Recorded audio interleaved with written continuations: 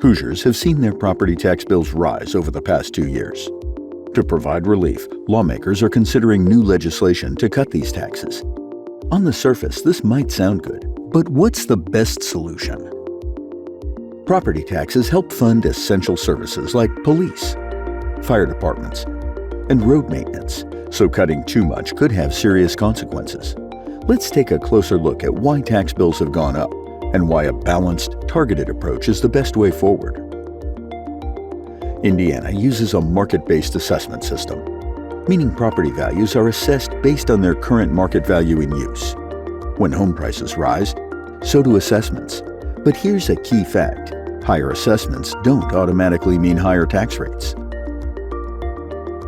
Local governments can only increase their budgets up to a state-mandated cap, called Maximum Levy Growth Quotient, MLGQ. In 2025, that cap is set at just 4%, far below the rise in property values.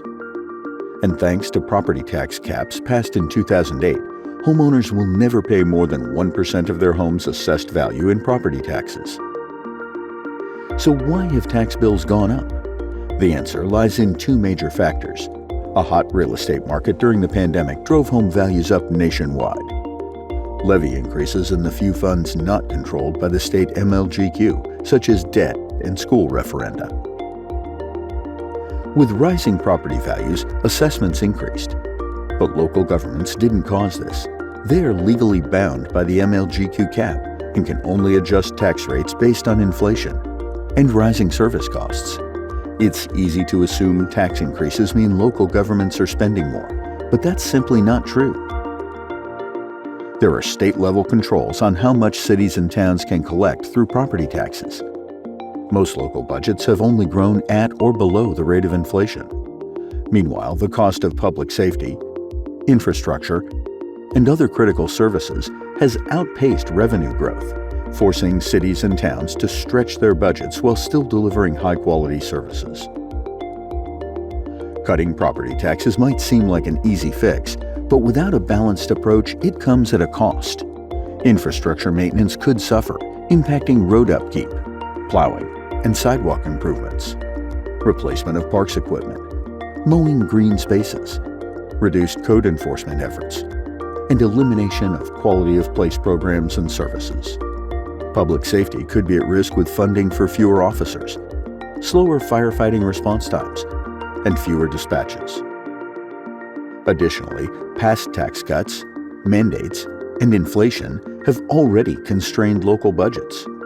Further cuts could make it even harder for cities and towns to fund essential services. Instead of sweeping cuts, targeted solutions can provide relief to homeowners without compromising public safety, infrastructure, or economic growth. That's where AIM comes in. AIM represents all Indiana cities and towns, advocating for policies that strengthen communities, while keeping taxes fair and sustainable. AIM supports solutions that balance tax relief with maintaining vital services, so Hoosiers don't have to choose between lower tax bills and safe, thriving communities. Hoosiers deserve smart, sustainable solutions, not short-term fixes that could hurt communities in the long run. Let's work together, state leaders, lawmakers, and local officials, to ensure Indiana remains a great place to live. Learn more at aimindiana.org.